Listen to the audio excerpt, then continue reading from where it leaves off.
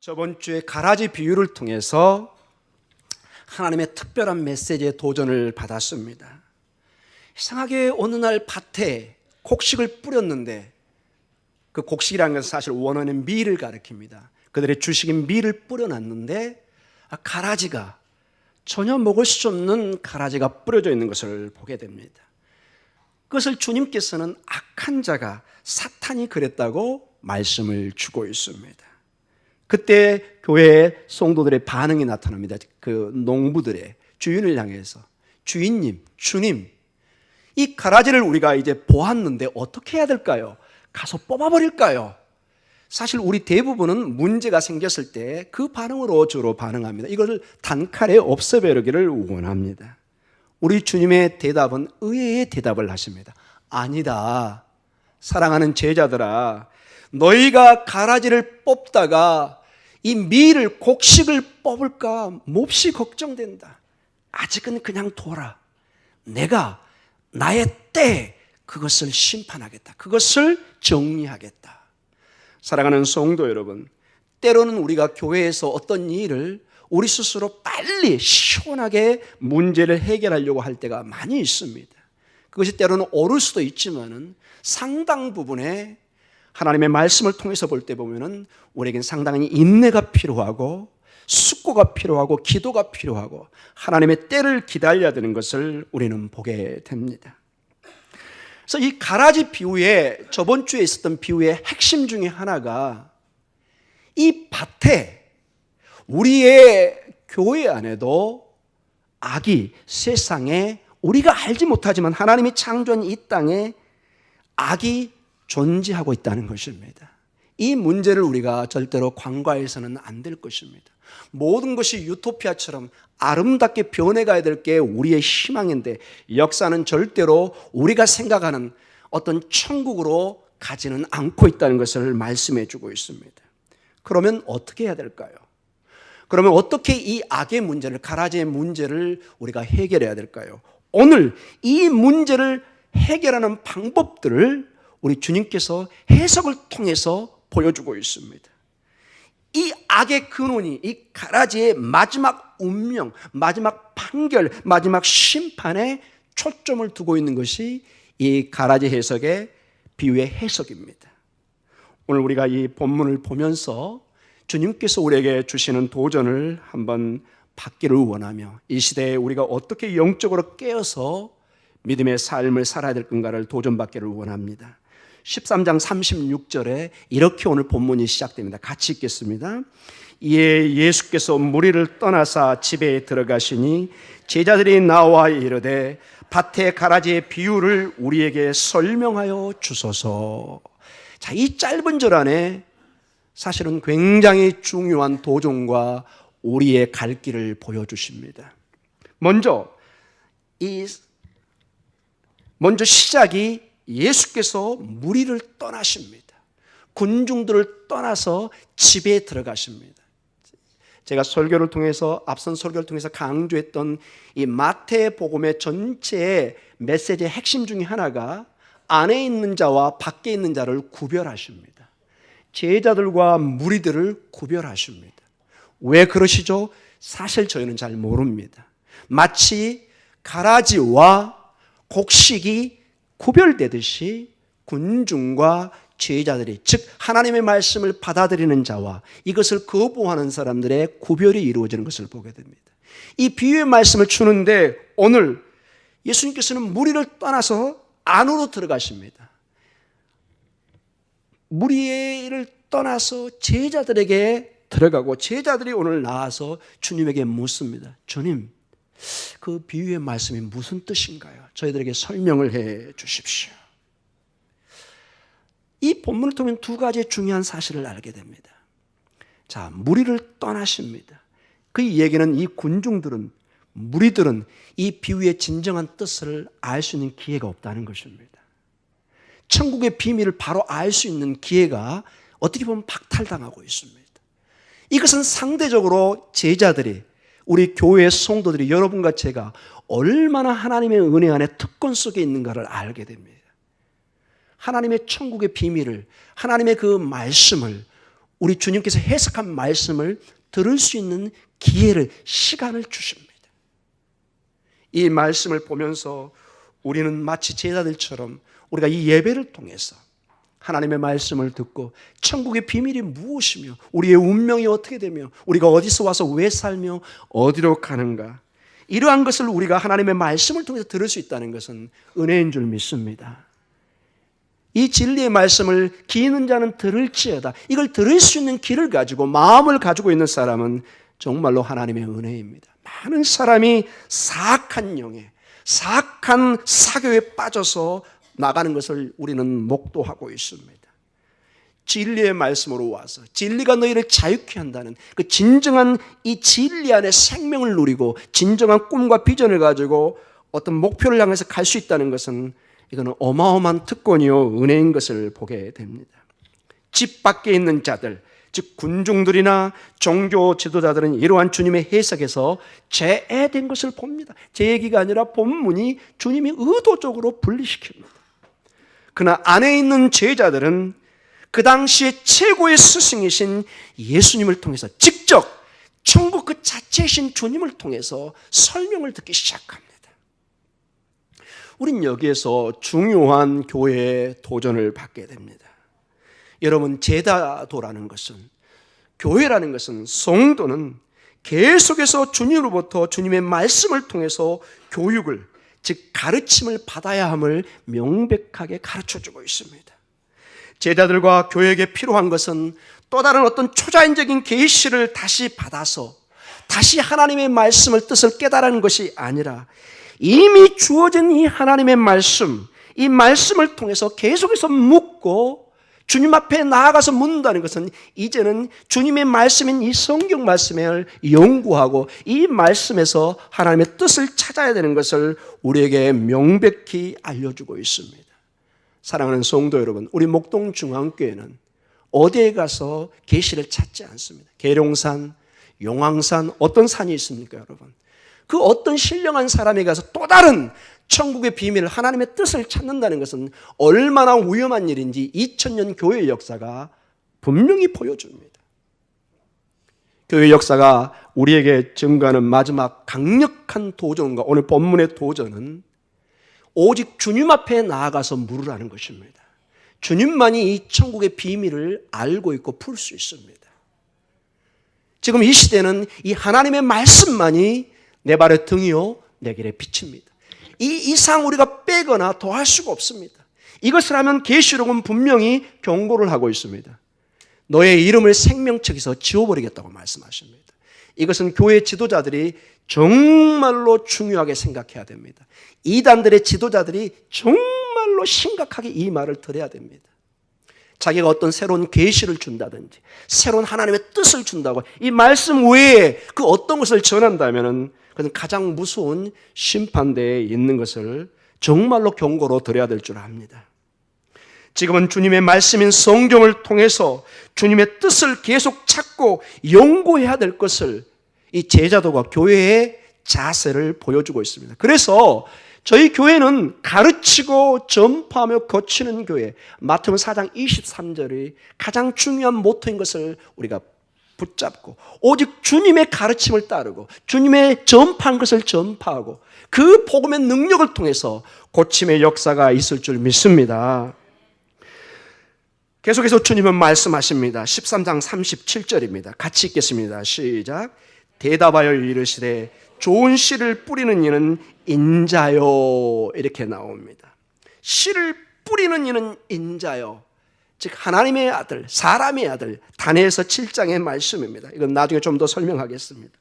여기 이 내용을 보면은 씨를 뿌리는 이, 이래서 우리 번역은 이렇게 잘 번역되어 있지만 어떤 거기에 그 뉘앙스가 느낌을 좀 빠져 있습니다. 왜냐하면 이게 현재 분사형을 써서 이게 무슨 뜻이냐, 계속해서 주님이 씨를 뿌린다는 것입니다. ing입니다.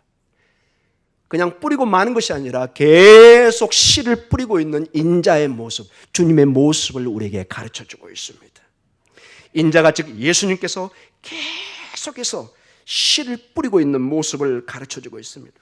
즉 교회가 현재 더 이상 즉각적인 새로운 계시가 필요하지 않는 것은 그 이유가 무엇이냐?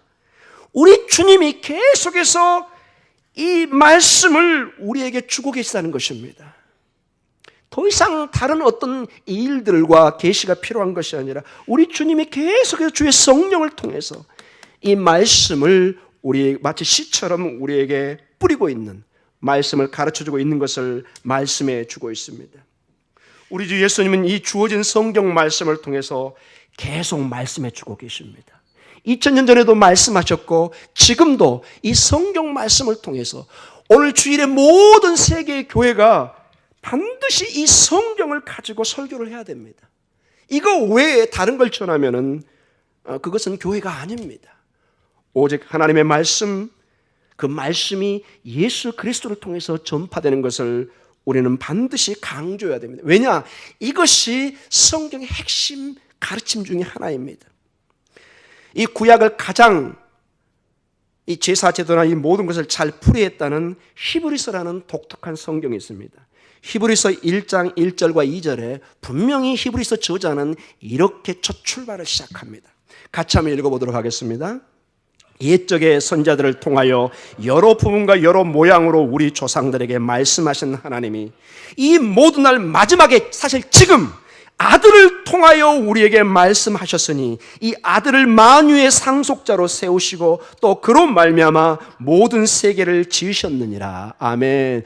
구약에는 선자를 통해서 많은 하나님의 사람들을 통해서 이것저것 말씀을 주셨습니다. 시편을 통해서, 선자를 통해서, 율법을 통해서, 지혜서를 통해서 수많은 말씀을 줬어요. 이 모든 것이 합쳐져서 한 점을, 한 목표를 향해서 오고 있는 그림자처럼 이게 마지막 때, 지금이 마지막 때입니다. 아들을 통해서, 예수 그리스도를 통해서 주님이 말씀하신다고 오늘 분명히 선언하고 있습니다. 골로새서 2장 2절에 여러분 아주 중요한 말씀이 있습니다. 골로새 2장 2절에 그 마지막 부분에 하나님의 비밀이 예수 그리스도라고 명시하고 있습니다. 하나님의 비밀이 누구라고요? 예수 그리스도입니다. 이 예수 그리스도를 아는 지식이 풍성해지기를 사도 바울은 정말 오매불망 골로새 교회에게 부탁하고 있습니다. 너희가 정말로 알아야 될 것이 뭐냐? 하나님의 비밀인 예수 그리스도를 알아갈 때 너희 안에 치료가, 회복이, 생명이, 비전이, 꿈이, 영원한 생명이 있는 것을 선포하고 있습니다. 사랑하는 성도 여러분, 예수 그리스도입니다. 이분은 우리에게 당장은 이렇게 확 다가오지 않는 것처럼 보입니다. 미미한 십자가의 길처럼 보입니다. 작은 말구이처럼 보입니다. 그러나 거기에 우주의 생명이, 하나님의 비밀이 담겨져 있는 것을 말씀해 주고 있습니다. 마태복음 13장 38절에 계속해서 주님은 설명해 가십니다. 같이 읽도록 하겠습니다. 밭은 세상이요, 좋은 씨는 천국의 아들들이요, 가라지는 악한 자의 아들들이요. 아멘. 주님께서 이제 소위 말하는 풍유적 알레고리라는 어떤 해석을 합니다. 그러나 한 가지 주의할 점이 우리가 성경을 풍유법으로 함부로 쓰면 큰일 납니다, 여러분. 오직 주님만이 이 본문을 가지고 풍유적으로 해석할 수 있는 권한을 가지고 있습니다. 밭이 세상이다. 우리는 이렇게 함부로 말할 수 없습니다. 이단들의 특징이 아주 새로운 지식을 주는데 그게 전부 다 자의적인 자기 해석들입니다. 오직 주님만이 이러한 해석을 내릴 수 있다는 것을 이 본문에서 볼 수가 있습니다. 유대인들은 한 번도 밭이 세상이라는 개념을 가져본 적이 없는데 주님이 말씀하십니다. 이 밭은 세상이다. 교회가 아니고 세상이라고 얘기합니다. 이게 여러분 중요한 첫 단추 중에 하나입니다. 복음이 교회 안에서만 전해져서는 안 된다는 걸 보여주고 있습니다. 땅끝까지 이르는, 즉 세상에 넓게 퍼져야 되는 것을 말씀해 주고 있습니다. 왜 우리가 말씀 사경회와 새벽 예배와 복음의 씨앗을 뿌리는 교회, 이 새생명 축제를 하나요? 세상에 나가서 이 생명의 복음을 전하라는 이 사명을 감당하기 위해서 이 밭이 세상이라는 주님의 이 명확한 해석에 근거해서 우리가 세상에 복음을 전하는 것입니다. 이 수확은 10명이든 1명이든 그건 사실 모릅니다. 그러나 우리는 우리 교회가 존재하는 이상 이 복음을 전해야 될 사명을 가지고 있는 것입니다. 주님이 오늘 이렇게 말씀하고 있는 것입니다. 근데 한 가지 중요한 것이 이 세상이 그냥 순진한 그런 곳이 아니라 어떤 갈등 구조와 그 갈등 구조가 함께 공존하고 있는 것을 보게 됩니다. 함께 존재합니다. 어떤 존재죠? 우리 38절 같이 한번 보도록 하겠습니다.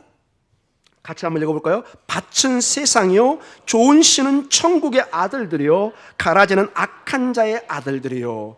자, 밭이 세상인데 이 세상 안에 천국의 아들들과 악한 자의 아들들이 함께 있습니다. 설명해 주십시오. 왜 그럽니까? 저는 잘 모릅니다. 나중에 정말 궁금하신 분들은 주님 앞에 가셔서 물어보시기 바랍니다. 이건 사실은 영적인 신비입니다. 이걸 미스테리온, 수수께끼입니다. 어떻게 하나님의 세상에, 이 땅에 이 악한 존재가, 가라지가 존재합니까? 왜 이 교회 안에 악한 자가 함께 공존할 수 있습니까? 저는 사실 대답할 능력을 가지고 있지 않습니다. 성경에 없기 때문에 이걸 그대로 선포하고 있는 것입니다. 사랑하는 성도 여러분, 오늘 보면은 우리가 반드시 짚고 넘어가야 될 것이 하나님의 아들들과 마귀의 자녀들이 공존하고 있는 이 영적 실체를 반드시 이해해야 된다는 것이죠. 이게 어떤 전쟁으로 한다면은 우리만 캠프를 차려서 살고 있는 것이 아니라 다른 악한 존재가 또 다른 전쟁의 캠프를 만들어서 이게 하나의 어떤 전쟁 상황, 갈등 구조인 것을 말씀해 주고 있습니다. 그런데 중요한 게 이제 본문의 비유를 계속 들면은 중요한 게 이 악한 자의 캠프, 그 진영은 반드시 멸망합니다. 마지막에는 우리의 진영, 하나님 나라의 진영이 승리하는 걸 보여주고 있습니다. 아멘. 여러분, 전쟁이 가장 힘들고 시합에 가장 궁금한 게 뭐예요? 결과를 모르기 때문에 그럽니다. 결과를 미리 알면 정말 그 경기는 재미없습니다. 그러나 놀랍게도 재미 그걸 떠나서 우리의 전쟁은 우리가 결론을 알고 있습니다. 그래서 우리가 지금 힘들지만은 확신을 가지고 살아가는 것입니다. 주님이 결론을, 각본을 이미 다 가지고 있기 때문에 우리는 그걸 믿고 나아가는 것입니다. 자, 어떤 각본으로 나아가고 있습니까? 13장 39절입니다. 같이 읽겠습니다. 가라지를 뿌린 원수는 마귀요, 추수 때는 세상 끝이요, 추수꾼은 천사들이니. 아멘. 자, 여기 보니까 가라지를 뿌린 원수는 누구라고 얘기하죠? 마귀다, 사탄이란 존재입니다. 사탄. 이 문제를 가지고 조금 더 진지하게 토론을 하도록 하겠습니다. 말씀을 나누기를 원합니다. 교회에 이 마귀의 존재에 대해서, 사탄의 존재에서 두 가지 반응이 있습니다. 첫째, 상당수의 21세기에 깨어있다는 교회 중에 세상에 이런 광명대천한 세상에 이런 과학 문명 속에 무슨 귀신이, 마귀가, 사탄이 있냐고. 에이, 나는 그거 안 믿을 거야. 큰 실수하시는 것입니다. 여러분, 작금의 나라의 현상에 얼마나 사악한 영이 지배하는 걸 여러분 똑똑히 목도하고 있습니다. 악한 존재가 있습니다. 모든 진액을 다 빼먹고 나중에는 나 몰라라, 나는 책임이 없다고 나오는 분명히 사악한 존재가 있습니다. 오늘 여기 분명히 원수는 마귀요 이렇게 이해하고 있습니다. 이러한 마귀의 영향력을 과소평가한다면 절대적인 교회의 실수입니다. 교회는 정말로 깨어서 마귀와 싸울 준비를 해야 될 것입니다. 마귀는 존재합니다. 어떤 우리의 생각이나 철학적인 존재로 있는 것이 아니라 주님은 한 인격체로 분명히 마귀가 씨를 뿌리는 능력을 가지고 있는, 교회에 부정적인 영향을 줄 수 있는 마귀의 존재를 얘기하고 있습니다. 우리식으로 한다면 여러분, 어떤 마귀들이 존재할 수 있을까요? 사악한 영들이. 이상한 사교들, 이단들, 거짓된 마술사들, 점술가들, 뉴에이지 운동을 하는 사람들, 이상한 예언 운동을 하는 사람들. 여러분, 제가 얘기하지 않지만은 지금도 가면 저 계룡산에 하나님이 한 5분인가 계시고 예수님은 한 20-30명 계시고 정말 이상한 사람들 많습니다. 그런데 그들을 따르는 사람들이 의외로 의식 있고 멀쩡한 사람인데 그것을 따르고 있습니다. 이해가 안 가는데 이게 영적인 세계라 그렇습니다. 이 영적인 세계는 여러분, 우리의 지적 능력이나 교육적인 능력으로 판단할 수가 없습니다. 완전히 내 영혼을 끌어가 버릴 수 있는 것을 보게 됩니다. 반대로 교회가 이 마귀의 존재를 너무 중심에 두면 또 곤란합니다. 어떤 교회의 목사님은 모든 게 마귀입니다. 감기 걸린 것도 귀신이 들은 거고 아픈 것도 귀신이고, 이건 곤란합니다, 여러분. 모든 게 귀신입니다. 모든 게 마귀입니다. 우리는 주님과 사도들의 전통을 따라서 마귀의 존재를 인식하고 주의는 주지만은 우리의 모든 설교의 중심을 마귀에 두면 그건 또 마귀의 장난에 빠지는 것입니다. 마귀가 중심이 아니라 복음이 중심이 되어야 됩니다. 왜 우리가 두려움의 신앙생활을 해야 됩니까? 조금만 어디 차 타고 나가도 덜덜덜 떨면서 뭐 집에 뭐 하고 가야 되나, 이런 식은 곤란합니다, 여러분.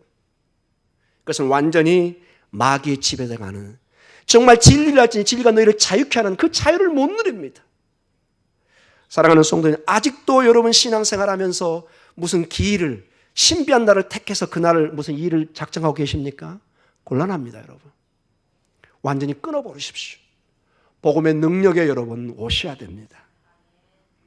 오늘 비유의 말씀에도 가라지 비유가 나오지만은 그 가라지가, 즉 마귀가 어떤 복음의 가르침의 중심을 차지하고 있지 않습니다. 한 비유의 한 일부로 나오지 오늘 마귀가 이 비유의 핵심이 아닙니다. 주님이 핵심입니다. 주님이 이 마귀를 심판하겠다는 것이 핵심이지, 마귀가 떡 중심에 돼가지고 우리의 모든 기도와 설교에 귀신, 마귀, 그거는 곤란합니다.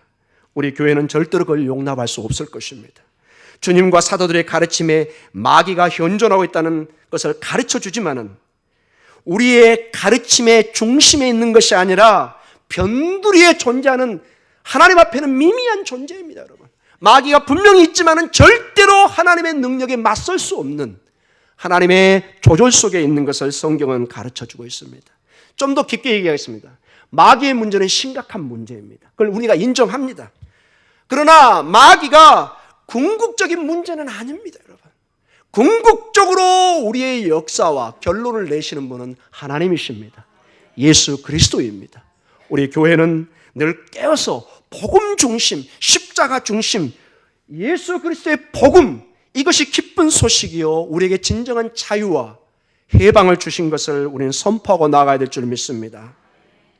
39절에 가라지를 뿌리는 원수는 마귀요 추수때는 세상 끝이요 추수꾼은 천사들이니, 이렇게 말씀을 주고 있습니다. 여기 보니까 추수때, 세상의 끝, 천사들 얘기가 나옵니다. 이제 모든 우리의 인생의 드라마가 마치 드라마의 마지막 절정, 마지막 결론이 있듯이 마지막 결론이 있는 것을 보여주고 있습니다. 지금까지 모든 우리의 역사가 이 절정을 향해서 오고 있는, 마지막 하나님의 심판대로 향하고 있는 것을 보게 됩니다. 이 심판대에 무슨 일이 일어나는가 우리 본문을 통해서 보겠습니다. 13장 40절입니다. 같이 한번 읽도록 하겠습니다. 그런즉 가라지를 거두어 불에 사른 것 같이 세상 끝에도 그려하리라. 아멘. 여기 보십시오. 마귀가 절대로 승리하지 못합니다. 하나님의 심판의 불에 의해서 사라져 버리는. 그래서 이것은 우리 교회의 큰 어떤 면에서 격려의 말씀입니다. 하나님의 공의가, 심판이 살아있는 것을 보여주고 있습니다. 많은 젊은이들과 의식 있는 사람들이 질문을 합니다. 하나님이 살아계시다면 왜 이런 악이, 이런 슬픔이 우리 주변에서 일어납니까? 우리는 쉽게 대답을 못 줍니다. 그러나 한 가지 분명한 답을 줄 수 있습니다. 마지막 때 반드시 하나님이 그 불의를, 그 마귀를 심판하신다는 것입니다. 우리가 아니라 하나님께서 이것을 책임지고 하시겠다는 것입니다. 그래서 가라지 비유에서 우리가 배워야 될 것은, 예수님께서는 교회는 인내하고 참으라고 말씀하십니다. 마지막 종말의 때가 있으니 너희는 참고 기도하라고 말씀하고 있습니다. 이 가라지를 뽑아버릴까요? 묻습니다. 우리 주님은 대답합니다. 아니다. 기다려라. 지금은 아니다. 지금 잘못 뽑으면 곡식도 함께 뽑히게 될 위험이 크다고 주님이 또한 경고로 말씀을 주십니다. 그런데 이제 이 가라지 비유의 해석에서는 예수님께서 악에 대해서 더 이상 미루지 않으시고 마지막 심판의 날이 도래할 것을 말씀해 주고 있습니다. 지금은 악과 함께 사는 삶 속에서 참고 인내해야 됩니다. 때로는 모든 그런 문제들을 다 이해할 수가 없습니다. 왜 하나님 우리 가정에 이런 일이 일어납니까? 왜 우리 자녀들에게, 우리 가정에 이런 일들이 일어납니까? 저에게 질문하면 저는 답을 다 줄 수가 없습니다. 그러나 성경은 참고 인내하라고 말씀하십니다. 왜냐? 하나님의 정한 때가 다가오고 있다고 말씀하고 계십니다. 하나님이 거기에 응답하는, 대답을 줄 날이 오고 있다고 말씀하고 계십니다. 가라지는 악은 반드시 뽑히고 거두어져서 불살라지는 날이 올 것이라고 말씀해 주고 있습니다. 그래서 여러분, 이 완전한 승리는 미래인 것을 보여줍니다. 미래. 그래서 현재 지금에 와 있는 하나님의 나라는 비밀입니다. 우리가 잘 이해가 안 되는, 감추어져 있는 것처럼 보입니다. 완전히 다 알 수가 없습니다. 뭔가 복음 안에 우리가 자유함을 느끼고 하나님의 진리를 이 말씀을 통해서 다 안 것처럼 보이지만 때로는 보면 우리가 전혀 알지 못하는 신비 속에 감춰져 있는 것을 보게 됩니다. 하나님 나라는 우리 눈에 아주 약해 보이지만 이미 하나님 나라는 임하여 있는 줄을 우리는 믿습니다. 그러나 우리는 여전히 신비와 이 신비의 나라에서 참고 인내하는 법을 배우라고 주님께서 도전하고 계십니다. 왜냐하면 궁극적으로 하나님께서 완성할 나라를 가져오시고 있기 때문에 그 나라를 바라보라고 말씀하여 주고 있습니다. 마태복음 13장 41절에 이런 말씀이 있습니다. 같이 읽도록 하겠습니다. 인자가 그 천사들을 보내리니 그들이 그 나라에서 모든 넘어지게 하는 것과 또 불법을 행하는 자들을 거두어내어 인자가 그 천사들을 보내리니 자, 여기 보면은 인자가 천사를 보내 심판하는데 주로 이 두 사람들을 특별히 얘기하고 있습니다. 어떤 사람들이죠? 넘어지게 하는 것과 불법을 행하는 자들을 거두어내어 이렇게 얘기하고 있습니다. 이 넘어지게 하는 사람들이 이 스캔들을 일으키는 사람입니다. 이 원어의 뜻을 좀 더 보면은 다른 사람들을 넘어지게 해서 신앙을 떠나게 하는 사람이란 뜻입니다. 여기서 넘어지게 한다는 건 특별히 신앙과 연결되는 잘못된 일을 하는 사람입니다. 어떤 사람을 약한 자를 시험하고 유혹해서 그 사람이 주님과의 관계에서 떠나서 신앙을 떠나게 만드는 그런 사람들을 이 넘어지게 하는 자, 스칸달라 이렇게 나오고 있습니다. 마음의 작정을 가지고 의도적으로 다른 사람을 파괴하는 사람은 그래서 사탄의 일에 정점에 있는 것을 보게 됩니다. 이러한 사람은 하나님에 대한 전혀 두려움을 가지고 있지 않은 자입니다. 그분의 심판을 전혀 무시하거나 두려워하지도 않는 사람들입니다. 이 사람들이 넘어지게 하는 자인 것을 봅니다. 이 불법을 행하는 사람들은 또한 계속해서 하나님의 법을 떠나서 일을 하는 사람들을 보게 됩니다. 자, 이런 사람에게 13장 42절에 이런 말씀을 주고 있습니다. 같이 읽겠습니다. 풀무불에 던져 넣으리니 거기서 울며 이를 갈게 되리라. 자, 이 풀무불은 교회 전통의 지옥을 상징합니다. 마지막 지옥의 심판이 있는 것을 보게 됩니다. 그런데 여러분, 그 사람들의 마지막 태도가 울며 이를 갈게 되는 것입니다. 이것은 전형적으로 후회하는 모습입니다. 기회를 잃고 안타까워하는 모습입니다. 내가 그때 만약에 다른 길을 선택했다면, 그때 하나님께서 기회를 주실 때 내가 다른 길을 잡았다면, 진리의 길, 십자가의 길, 좁은 길을 갔다면 어땠을까?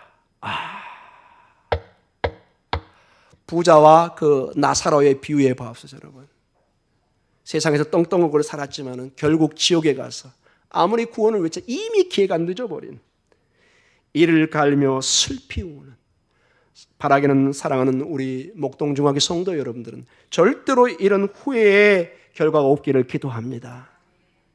깨어서 기도해야 됩니다. 영적인 세계에서 진리로 가는 것이 결코 만만치 않기 때문에 정말로 하나님 앞에 깨어서 기도하며 우리의 삶에서는 울며 이를 가하는 일이 없도록 하나님의 자비를 구하며 공의를 구하는 삶이 있기를 기도합니다. 13장 43절에 이제 결론 부분으로 나가고 있습니다. 같이 읽겠습니다. 그때 의인들은 자기 아버지 나라에서 해와 같이 빛나리라. 기 있는 자는 들으라. 아멘. 여기서 해같이 빛난다는 말은 다니엘서 12장 2절에서 3절 말씀입니다. 우리 같이 한번 읽어볼까요? 다니엘서 12장 2절과 3 유명한 말씀이 나옵니다. 같이 읽겠습니다. 땅의 티끌 가운데서 자는 자 중에서 많은 사람이 깨어나 영생을 받는 자도 있겠고 수치를 당하여서 영원히 부끄러움을 당할 자도 있을 것이며 지혜 있는 자는 궁창의 빛과 같이 빛날 것이요 많은 사람을 옳은 대로 돌아오게 한 자는 별과 같이 영원토록 빛나리라. 아멘. 여러분, 이 다니엘서 12장은 마지막에 종말에 우리 주님을 가리키는 것입니다. 마지막 때 일어나는 일들입니다. 거기에 핵심에 어떤 사람은 이를 갈며 후회하는 사람이 있는가 하면은 궁창의 빛과 같이 빛나는 큰 면류관의 축복을 받는 것입니다. 현재의 삶을 사는 성도들에게 어마어마한 위로와 격려의 말씀을 주고 있는 것입니다. 우리의 궁극적인 종말이 신앙의 삶이 어떤가를 오늘 보여주고 있습니다. 해와 같이 빛납니다. 아멘. 해와 같이 빛납니다. 해와 같이 빛나는 그러한 마지막 때가 있는 것을 보게 됩니다. 두 길의 결과입니다. 가라지는 태워지고 이를 가며 후회합니다. 한쪽은 하나님의 천국의 비밀을 하고 그걸 믿고 오늘을 묵묵히 십자가의 길을 갔던 사람들이 해와 같이 빛나며 하나님의 칭찬과 축복을 받는 그 결과를 제가 아니라 주님이 직접 말씀해 주고 있습니다. 오늘 결론 부분으로 이제 여러분 그 13장 43절의 마지막 부분이 뭐가 나와 있죠? 귀 있는 자는 들어라.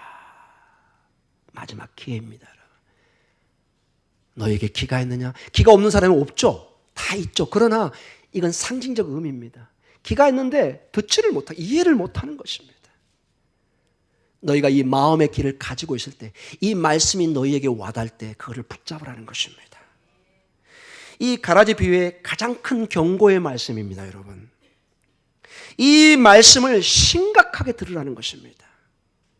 이 말씀을 현 삶에 적용하라는 것입니다. 막연히 철학적인 내용이나 나중은 없습니다, 여러분. 우리가 나중을 결정하는 것은 아무도 없습니다. 우리가 시간을 지배하지 않습니다. 주님의 명령을 가슴에 새기라는 원뜻을 가지고 있습니다. 들어라, 가슴에 새겨라. 주님의 말씀의 교훈을 귀담아 들으라는 이 말씀에 여러분과 저의 삶에 늘 깨어서 하나님의 말씀을 붙들고 하나님의 소망 가운데 승리해가는 귀한 축복 있기를 기도합니다. 작금의 정치상은 제가 더 이상 언급하지 않겠습니다. 얼마나 깨어서 기도하는 것이, 하나님의 진리의 말씀을 듣는 것이 중요한가를 우리는 방송을 통해서 정말 참담한 심정 가운데 듣고 있습니다. 이 영적인 문제가 얼마나 심각한 문제인가를 여러분과 제가 살아생전에 지금 경험하고 있습니다. 사랑하는 성도 여러분, 악이 함께 공존하며 때로는 하나님의 일들이 이해가 안 가고, 하나님 언제까지입니까? 하나님 정말 살아계시는 것입니까? 하나님 뭐하고 계십니까? 주님이 침묵하시지만은 역사하고 계신 것을 잊지 마시기 바랍니다. 주님이 역사의 종말을 끌고 지금 가고 있습니다. 마치 이 지구가 자전과 공존을 하면서 거대한 움직임을 하는데 우리는 그걸 못 느끼고 있습니다. 그러나 자전과 공존을 하고 있는 것입니다. 하나님의 거대한 역사가 종말을 향해서 가고 있습니다. 믿음 안에 있는 사람은 해처럼 빛나는 축복이 있을 줄 믿습니다. 힘을 내시고 또 힘을 내시기 바랍니다. 기도하겠습니다.